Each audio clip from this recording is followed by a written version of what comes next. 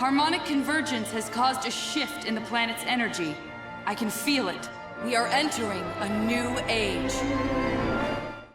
Hey YouTubers, it's Charlie. I hope you guys all survived Black Friday. Since we've gotten some good details on Legend of Korra Book 3, I thought I'd do the top 5 things that are going to be changing from Book 2 to Book 3, as well as some of the thoughts that Michael Dante DiMartino and Brian Konietzko had about Book 2, and some of the things they said about Books 3 and 4 going forward. So quick update on the production status of Legend of Korra Book 3. As of New York Comic Con this past year, they were about halfway done animating Book 3, and they'd finished the story of Book 4. No release date has been announced yet, but I would expect that we might see Book 3 as soon as spring or summer of next year, and then about 6 to 8 months for Book 4. I'll be sure to post an update as soon as they announce that. Be sure to subscribe to get it. I'll also be doing all kinds of weekly Korra videos going forward. So let's dive deep into the top 5 changes that are coming in Book 3. Number 5, no more teen romance.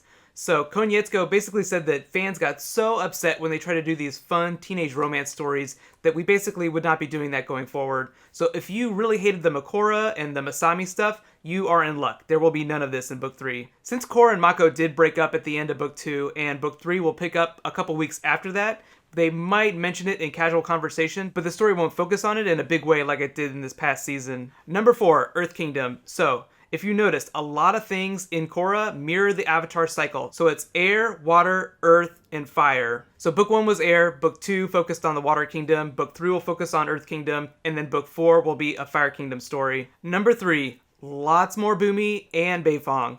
So Konietzko and DiMartino said that there will be tons more Bumi. They didn't say what he would be doing in Book 3, but we know because it's going to be an Earth Kingdom story that we will get more Beifong. We still have no idea who her father is, so hopefully we'll find out in this next book. And outside of Team Korra, she'll be one of the bigger characters. During Book 2, she kind of got pushed to the sideline, so that's going to change in Book 3. Number 2, Korra will still be cut off from her past avatars, and all the changes at the end of Book 2, the spirits being in the physical realm, will stick. So what does this mean? Korra's going to have to learn how to become the Avatar without the benefit of the other avatars.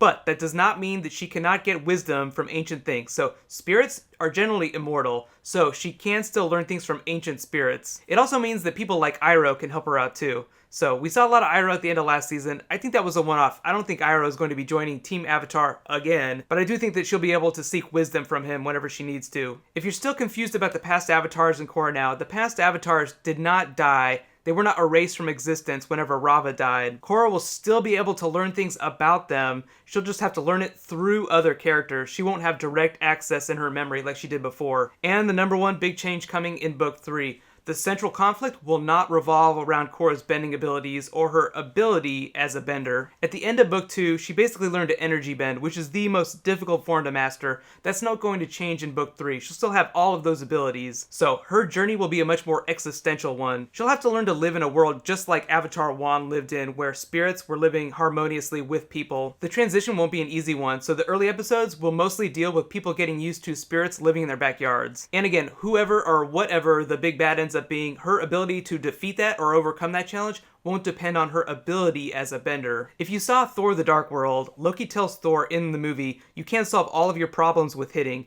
It's going to be just like that. Korra will not be able to punch her problems away. I know all these things revolve around the Avatar cycle, so wouldn't it be crazy in Book 4 if Korra became a fully actualized Avatar, like the perfect Avatar, and then another 100-year war started? I don't think that's going to happen, but wouldn't that be totally crazy? So in relation to that, Konietzko and DiMartino said that after Book 4, they will not be doing more Avatar. Obviously, Nickelodeon hasn't ordered a Book 5. They've ordered Books 3 and 4, so we'll definitely see those. But they said they are so fried from doing Korra for the past several years that they're basically going to go on extended holiday. So Series 4 will basically be designed like a series finale, like a total series finale, not just a season finale like it was this book. But just like Avatar: Last Airbender, whatever ends up happening to Korra, she will still be able to live on in the comics. So in general, I think that all of the changes that they're making in terms of getting rid of some of the teen romance stuff and making Korra's journey much more existential and less punchy, I think it's a really good thing.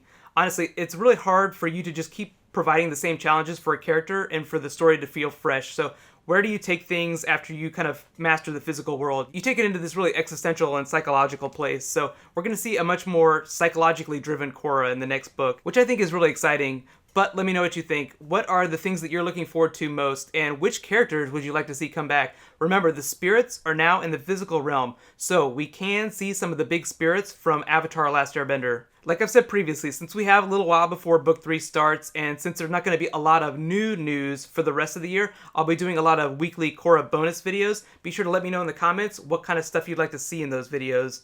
I'm also still trying to decide what my new anime series is going to be. Right now, Fairy Tail seems to be a really common suggestion from you guys, but keep sending me your suggestions and I'll try to keep you posted on what I end up deciding. Right now, click here to watch my review of the Book 2 finale, and click here to get my latest Game of Thrones Season 4 video for Joffrey. Thanks so much for watching. I'll see you guys tomorrow. High fives!